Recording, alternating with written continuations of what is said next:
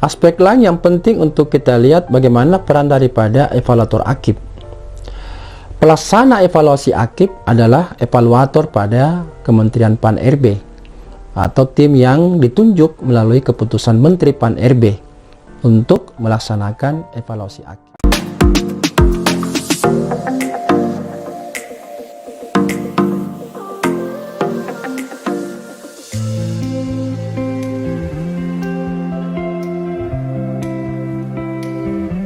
Melaksanakan evaluasi akib. Tim evaluator akib ini setidaknya terdiri dari adanya seorang penanggung jawab, kemudian ada supervisor atau pengawas, kemudian ada supervisor atau pengawas, dan anggota tim yang akan membagi tugas melaksanakan evaluasi akib dengan mengisi lembar kerja evaluasi dan menyusun laporan hasil evaluasinya, serta menyampaikannya kepada pihak yang dievaluasi atau evaluatan. Setiap kriteria yang dinilai pada LKE ini membutuhkan profesional, ya, judgment dari evaluator karena terkait erat dengan penilaian kualitatif. LKE itu disusun dengan maksud sebagai kertas kerja evaluator di dalam melakukan pengumpulan, penilaian, analisis, serta penyimpulan data dan informasi. Adapun pihak evaluatan akib, di mana terdiri dari, tentu di sini bisa pemerintah pusat yang meliputi kementerian dan lembaga pusat, ya, dengan tentu unit kerjanya, yaitu jajaran yang ada di bawahnya. Ada unit kerja yang diuji petik atau disampling untuk dievaluasi, dan ini merupakan dari seluruh unit kerja teknis yang menggambarkan kinerja utama atau core business daripada kementerian atau lembaga yang dievaluasi. Evaluatan kedua bisa juga adalah pemerintah daerah, ya, yang mencakup pemerintah provinsi, pemerintah kabupaten, dan pemerintah kota dengan unit atau satuan kerjanya masing-masing, dalam arti jajaran yang ada di bawahnya. Sebagai gambaran dari unit kerja yang dievaluasi itu, di dalam Permenpan ini sudah ditentukan yang disebut dengan daftar klaster untuk sampling unit kerja dalam evaluasi akib pada pemerintah daerah. Nah, klaster ini kita sebut dengan klaster utama atau unit kerja utama dan klaster pendukung, serta adanya klaster tambahan. Di dalam Permenpan ini itu diberikan daftar klaster, misalnya yang masuk kategori organisasi perangkat daerah utama itu ada 13, dan ini tentu menyesuaikan dengan nomenklatur di masing-masing pemerintah daerah. Yang pertama adalah perencanaan pembangunan daerah, yang kedua pengawasan internal, yang ketiga pendidikan, yang keempat kesehatan, yang kelima pekerjaan umum dan penataan ruang, yang keenam perumahan rakyat dan kawasan permukiman, yang ketujuh ketentraman, ketertiban dan perlindungan masyarakat, yang kedelapan sosial, yang kesembilan pertanian, ini merupakan pilihan juga, 10 kelautan dan perikanan masuk kategori pilihan, 11 perindustrian, 12 pariwisata, dan ke-13 perdagangan. Nah, ini tentu pilihannya bergantung pada komposisi di masing-masing daerah. Sedangkan perangkat daerah pendukung itu bisa kita menyesuaikan diri. Di sini disebutkan 17 jenis. Ada tentu dinas tenaga kerja, pemberdayaan perempuan dan perlindungan anak, pengendalian penduduk dan keluarga berencana, pangan, pertanahan, lingkungan hidup, administrasi kependudukan dan pencatatan sipil, pemberdayaan masyarakat dan desa, perhubungan, koperasi usaha kecil dan menengah, penanaman modal, kepemudaan dan olahraga, perpustakaan, kebudayaan, kehutanan, energi dan sumber daya mineral, serta transmigrasi. Adapun klaster dipandang sebagai perangkat daerah tambahan, itu yang berkaitan dengan urusan komunikasi dan informatika, statistik, persandian, kearsipan, kesekretariatan, kepegawaian, keuangan, aset atau barang milik negara atau daerah, rumah sakit, pendidikan dan pelatihan, serta kecamatan. Aspek lain yang menjadi penting untuk diperhatikan berkaitan dengan pengisian LKE AKIP. Nah, penilaian dilakukan itu pada subkomponen evaluasi AKIP, dan setiap subkomponen dinilai berdasarkan pemenuhan kualitas dari kriteria subkomponen. Itu akan dinilai dengan pilihan-pilihan jawaban AA, A, BB, B, CC, C, D, dan E. Nah, penilaian ini dikaitkan dengan kondisi atau gambaran kriteria sesuai dengan gradasi nilai yang di dalam Permen 88 2021 ini dinyatakan sebagai berikut. Yang mendapatkan nilai AA itu diberi bobot nilai 100 dengan kondisi gambarannya bahwa AA ini jika kualitas seluruh kriteria telah terpenuhi atau 100% dan terdapat upaya inovatif serta layak menjadi percontohan secara nasional. Sedangkan yang mendapatkan nilai A itu diberi bobot nilai 90 dengan gambaran kriteria jika kualitas seluruh kriteria telah terpenuhi 100% dan terdapat beberapa upaya yang bisa dihargai dari pemenuhan kriteria tersebut. Yang mendapatkan nilai BB itu diberi bobot nilai 80 dengan kriteria jika kualitas seluruh kriteria telah terpenuhi atau 100% sesuai dengan mandat kebijakan. Yang mendapatkan nilai B itu diberi bobot nilai 70 apabila kualitas sebagian besar kriteria telah terpenuhi atau maksimal 75% sampai 100%. Yang mendapatkan nilai CC diganjar dengan bobot nilai 60 jika kualitas sebagian besar kriteria telah terpenuhi, ya maksimal 50 ya sampai 75%. Sedangkan yang mendapatkan nilai C itu bobot nilainya adalah 50 jika kualitas sebagian kecil kriteria telah terpenuhi, maksimal 25 sampai 50%. Kriteria yang dikasih nilai bobot D itu ketika bobot nilainya itu 30. Nah, ini jika kriteria penilaian akuntabilitas kinerjanya itu telah dipenuhi 0 sampai 25%. Sedangkan yang paling bontot atau nilai E itu memang bobot nilainya 0 jika memang sama sekali tidak ada upaya di dalam pemenuhan kriteria penilaian akuntabilitas kinerja. Penyimpulan data dan informasi itu setelah pengisian LKE.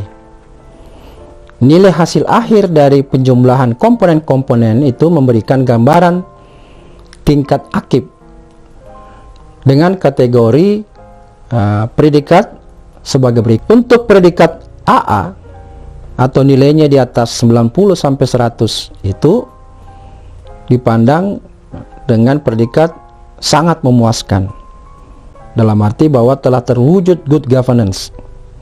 Seluruh kinerja dikelola dengan sangat memuaskan di seluruh unit kerjanya. Telah terbentuk pemerintahan yang dinamis, adaptif, dan efisien, atau dengan kata lain sudah terjadi reform. Pengukuran kinerja telah dilakukan sampai ke level individu. Adapun perangkat daerah yang diberi nilai A itu nilainya di antara 80 sampai 90 atau dengan predikat memuaskan.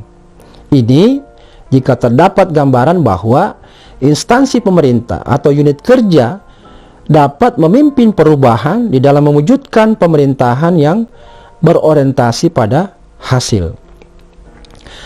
Karena pengukuran kinerja telah dilakukan sampai ke level eselon 4 jika masih ada, atau dalam hal ini sampai ke pemerintah daerah yang mendapatkan nilai BB itu nilainya sekitar 70-80 ya.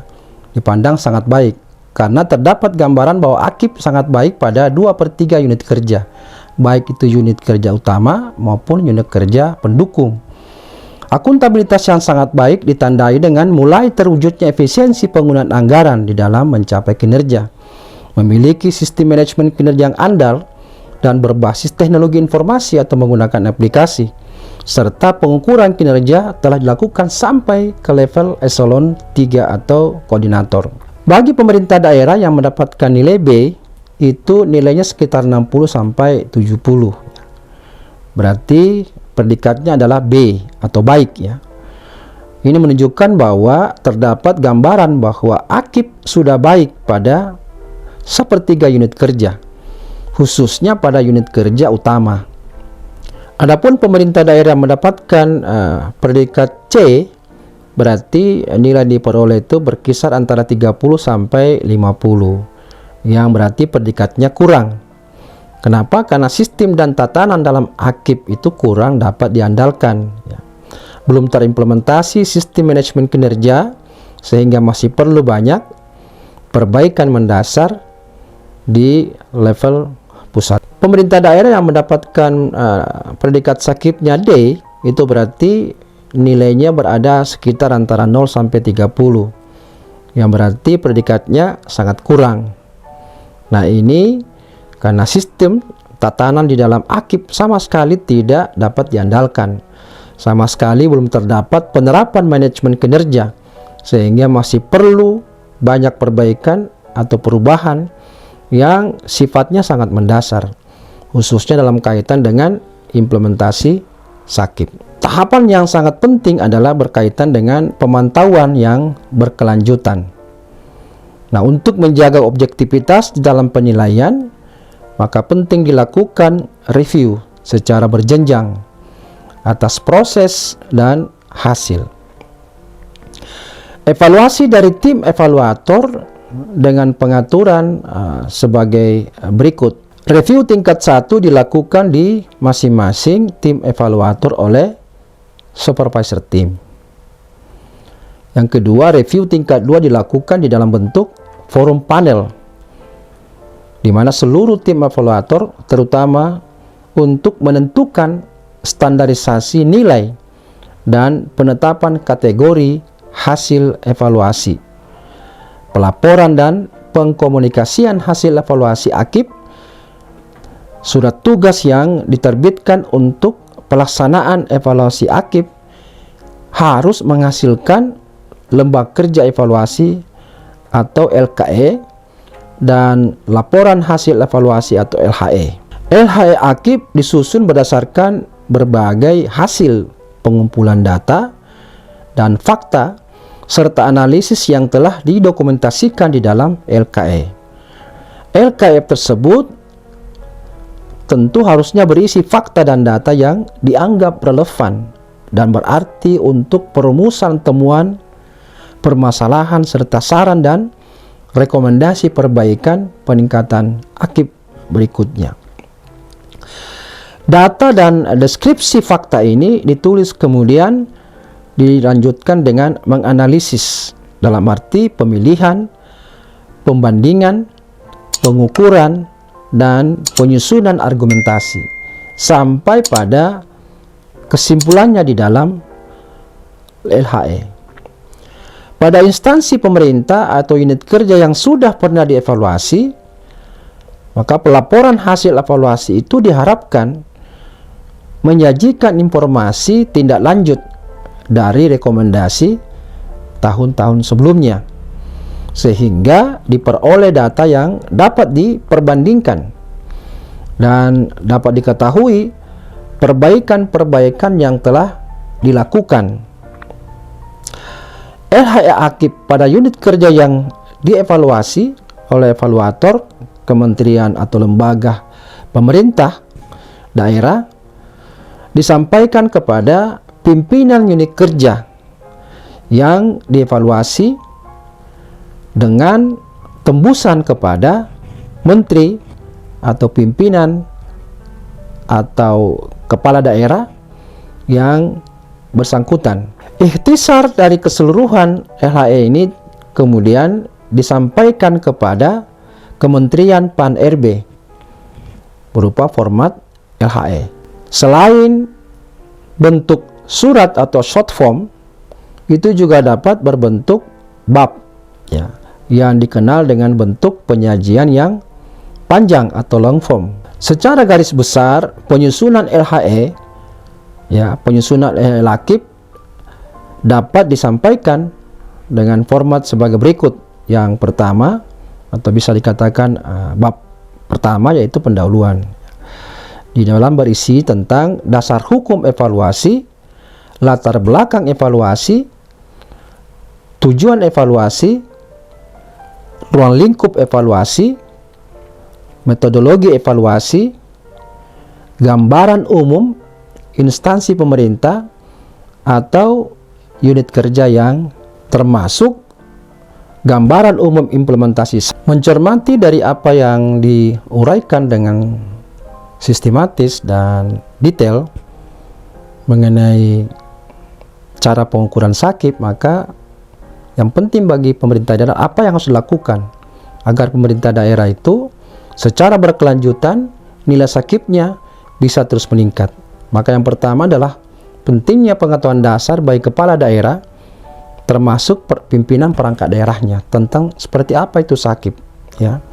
Yang kedua adalah cantumkan program peningkatan nilai sakit di setiap perangkat daerah beserta anggaran diperlukan. Ini kadang-kadang terabaikan sehingga program-program kegiatan yang berupaya untuk mendorong sakit itu tidak terlaksana karena perangkat daerahnya tidak memprogramkan. Yang ketiga, buatkan pedoman evaluasi sakit baik di tingkat Pemdanya maupun di perangkat daerahnya sehingga tidak mungkin mengalami kesalahan di dalam perencanaan kinerja maupun terutama pengukuran kinerjanya. Yang keempat, buatkan pedoman penyusunan perencanaan kinerja dan pengukuran kinerjanya baik di tingkat Pemda maupun di tingkat perangkat daerah. Karena ini sangat betul-betul penting diperhatikan karena skor daripada penilaian sakit itu perencanaan kinerja dan pengukuran kinerja itu bernilai 60%. Jadi kalau ini bagus, paling tidak kita sudah masuk kategori skor di atas 60. Yang kelima, bentuk tim evaluator internal yang membantu setiap perangkat daerah memonitor perkembangan dan pengimplementasian rencana aksi dari SAKIP. Ini tentu baik di tingkat Pemda maupun di tingkat perangkat daerah. Yang keenam, ini penting buat rencana aksi dan target SAKIP, ya, baik di tingkat Pemda maupun di masing-masing perangkat daerah. Karena ini berkaitan tentu dengan target-target yang kemudian diikuti dengan rencana aksi sehingga ada target-target yang harus dilakukan agar supaya target yang ditentukan bisa dicapai. Yang ketujuh, jaga konsistensi antara rencana kinerja, pengukuran kinerja, program yang tepat serta alokasi anggaran yang disesuaikan dengan target atau sasaran atau outcome dan output pada kegiatan atau subkegiatan. Yang kedelapan, evaluasi secara rutin dan berkala per triwulan oleh tim evaluator tingkat Pemda yang terdiri dari Bapeda atau Bapelitbangda, Inspektorat, dan Biro atau bagian organisasi. Yang kesembilan, buat elektronik SAKIP, ya, atau aplikasinya agar memudahkan melakukan monef terkait perkembangan pelaksanaan SAKIP dari waktu ke waktu. Yang ke-10, kaitkan nilai SAKIP perangkat daerah sebagai dasar pemberian besaran tambahan penghasilan pegawai atau TPP atau sering disebut dengan tunjangan kinerja atau tukin, ya. Nah, inilah saya kira gambaran secara umum dan langkah-langkah strategik apa yang harus dibangun oleh pemerintah daerah sehingga upaya pencapaian dari target yang ditentukan itu bisa dicapai secara pasti dan berkelanjutan. Mudah-mudahan ada manfaatnya. Sampai ketemu di tema lain dalam sekolah birokrasi channel ini. Salam reformasi birokrasi. Pemerintah daerah yang mendapatkan nilai BB itu nilainya sekitar 70-80, ya. Dipandang sangat baik karena terdapat gambaran bahwa AKIP sangat baik pada 2/3 unit kerja, baik itu unit kerja utama maupun unit kerja pendukung. Akuntabilitas yang sangat baik ditandai dengan mulai terwujudnya efisiensi penggunaan anggaran di dalam mencapai kinerja, memiliki sistem manajemen kinerja yang andal, dan berbasis teknologi informasi atau menggunakan aplikasi, serta pengukuran kinerja telah dilakukan sampai ke level eselon 3 atau koordinator. Bagi pemerintah daerah yang mendapatkan nilai B, itu nilainya sekitar 60 sampai 70. Berarti predikatnya adalah B atau baik ya. Ini menunjukkan bahwa terdapat gambaran bahwa akib sudah baik pada sepertiga unit kerja, khususnya pada unit kerja utama. Terlihat tentu masih perlu adanya sedikit perbaikan pada unit kerja, serta dibutuhkan komitmen di dalam manajemen kinerja. Pengukuran kinerja baru dilaksanakan sampai dengan level eselon 2 atau unit kerja.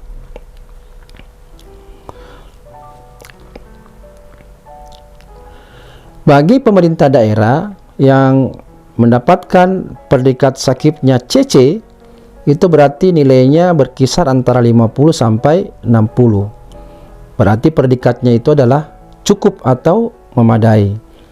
Hal ini karena dinilai terdapat gambaran bahwa akibnya cukup baik, namun demikian masih perlu banyak perbaikan walaupun tidak mendasar, khususnya akuntabilitas kinerja pada unit kerja. Adapun pemerintah daerah mendapatkan predikat C, berarti nilai diperoleh itu berkisar antara 30 sampai 50, yang berarti predikatnya kurang. Kenapa? Karena sistem dan tatanan dalam akib itu kurang dapat diandalkan.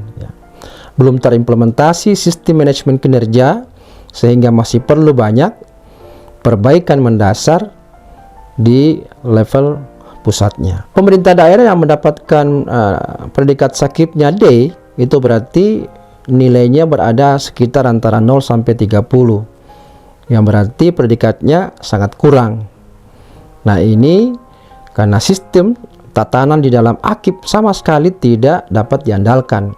Sama sekali belum terdapat penerapan manajemen kinerja, sehingga masih perlu banyak perbaikan atau perubahan yang sifatnya sangat mendasar, khususnya dalam kaitan dengan implementasi sakib. Tahapan yang sangat penting adalah berkaitan dengan pemantauan yang berkelanjutan. Nah, untuk menjaga objektivitas di dalam penilaian, maka penting dilakukan review secara berjenjang atas proses dan hasil.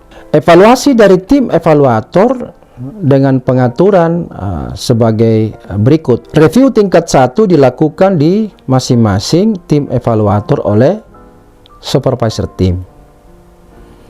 Yang kedua, review tingkat 2 dilakukan di dalam bentuk forum panel, di mana seluruh tim evaluator terutama untuk menentukan standarisasi nilai dan penetapan kategori hasil evaluasi, pelaporan dan pengkomunikasian hasil evaluasi akib, surat tugas yang diterbitkan untuk pelaksanaan evaluasi akib harus menghasilkan lembaga kerja evaluasi atau LKE, dan laporan hasil evaluasi atau LHE. LHE akib disusun berdasarkan berbagai hasil pengumpulan data dan fakta serta analisis yang telah didokumentasikan di dalam LKE.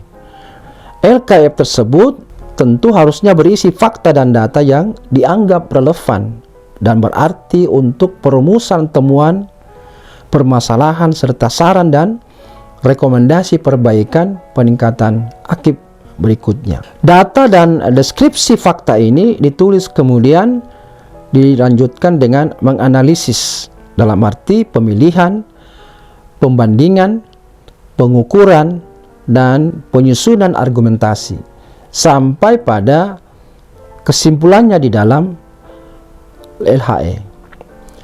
Pada instansi pemerintah atau unit kerja yang sudah pernah dievaluasi, maka pelaporan hasil evaluasi itu diharapkan menyajikan informasi tindak lanjut dari rekomendasi tahun-tahun sebelumnya, sehingga diperoleh data yang dapat diperbandingkan dan dapat diketahui perbaikan-perbaikan yang telah dilakukan.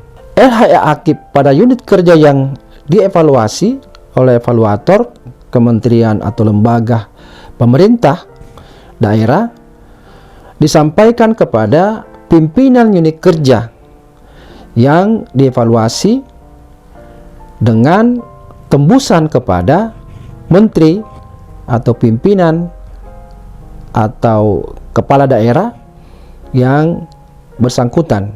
Ikhtisar dari keseluruhan LHE ini kemudian disampaikan kepada Kementerian Pan-RB berupa format LHE. Selain bentuk surat atau short form, itu juga dapat berbentuk bab, ya, yang dikenal dengan bentuk penyajian yang panjang atau long form. Secara garis besar, penyusunan LHE, ya, penyusunan LHE Lakip dapat disampaikan dengan format sebagai berikut. Yang pertama, atau bisa dikatakan bab pertama, yaitu pendahuluan. Di dalam berisi tentang dasar hukum evaluasi, latar belakang evaluasi, tujuan evaluasi, ruang lingkup evaluasi, metodologi evaluasi, gambaran umum instansi pemerintah atau unit kerja yang dievaluasi, termasuk gambaran umum implementasi SAKIP di instansi pemerintah atau unit kerja yang dievaluasi, termasuk tindak lanjut hasil evaluasi tahun sebelumnya jika memang periode sebelumnya instansi pusat atau pemerintah daerah itu memang telah dievaluasi. Bab 2 itu berisi mengenai gambaran hasil evaluasi. Tentu ini memuat tentang kondisi berupa gambaran baik maupun catatan kekurangan tentang kondisi sebelum, sesudah, serta dampak keberhasilan pada hal-hal yang terkait dengan pertama, evaluasi atas perencanaan kinerja, evaluasi terhadap pengukuran kinerja, evaluasi atas pelaporan kinerja, dan evaluasi atas evaluasi akuntabilitas kinerja internal. Demikian pula evaluasi atas capaian kinerja yang berisi tentang rekomendasi atas catatan kekurangan untuk perbaikan. Dan bab ketiga adalah bab penutup. Tentu isinya adalah simpulan dan dorongan terhadap implementasi SAKIP yang lebih baik. Mencermati dari apa yang diuraikan dengan sistematis dan detail mengenai cara pengukuran SAKIP, maka yang penting bagi pemerintah daerah apa yang harus dilakukan agar pemerintah daerah itu secara berkelanjutan nilai SAKIP-nya bisa terus meningkat. Maka yang pertama adalah pentingnya pengetahuan dasar bagi kepala daerah termasuk pimpinan perangkat daerahnya tentang seperti apa itu SAKIP, ya. Yang kedua adalah cantumkan program peningkatan nilai SAKIP di setiap perangkat daerah beserta anggaran diperlukan. Ini kadang-kadang terabaikan sehingga program-program kegiatan yang berupaya untuk mendorong SAKIP itu tidak terlaksana karena perangkat daerahnya tidak memprogramkan. Yang ketiga, buatkan pedoman evaluasi SAKIP baik di tingkat Pemdanya maupun di perangkat daerahnya sehingga tidak mungkin mengalami kesalahan di dalam perencanaan kinerja maupun terutama pengukuran kinerjanya. Yang keempat, buatkan pedoman penyusunan perencanaan kinerja dan pengukuran kinerjanya baik di tingkat Pemda maupun di tingkat perangkat daerah. Karena ini sangat betul-betul penting diperhatikan karena skor daripada penilaian SAKIP itu perencanaan kinerja dan pengukuran kinerja itu bernilai 60%. Jadi kalau ini bagus, paling tidak kita sudah masuk kategori skor di atas 60. Yang kelima, bentuk tim evaluator internal yang membantu setiap perangkat daerah memonitor perkembangan dan pengimplementasian rencana aksi dari SAKIP. Ini tentu baik di tingkat Pemda maupun di tingkat perangkat daerah. Yang keenam, ini penting buat rencana aksi dan target SAKIP ya, baik di tingkat Pemda maupun di masing-masing perangkat daerah. Karena ini berkaitan tentu dengan target-target yang kemudian diikuti dengan rencana aksi, sehingga ada target-target yang harus dilakukan agar supaya target yang ditentukan bisa dicapai. Yang ketujuh, jaga konsistensi antara rencana kinerja, pengukuran kinerja, program yang tepat, serta alokasi anggaran yang disesuaikan dengan target atau sasaran atau outcome dan output pada kegiatan atau subkegiatan. Yang kedelapan, evaluasi secara rutin dan berkala per triwulan oleh tim evaluator tingkat Pemda yang terdiri dari Bapeda atau Bapelitbangda, Inspektorat, dan Biro atau bagian organisasi. Yang kesembilan, buat elektronik sakip atau aplikasinya agar memudahkan melakukan monef terkait perkembangan pelaksanaan sakip dari waktu ke waktu. Yang ke-10, kaitkan nilai sakip perangkat daerah sebagai dasar pemberian besaran tambahan penghasilan pegawai atau TPP atau sering disebut dengan tunjangan kinerja atau tukin. Nah, inilah saya kira gambaran secara umum dan langkah-langkah strategik apa yang harus dibangun oleh pemerintah daerah sehingga upaya pencapaian dari target yang ditentukan itu bisa dicapai secara pasti dan berkelanjutan. Mudah-mudahan ada manfaatnya. Sampai ketemu di tema lain dalam Sekolah Birokrasi channel ini. Salam reformasi birokrasi.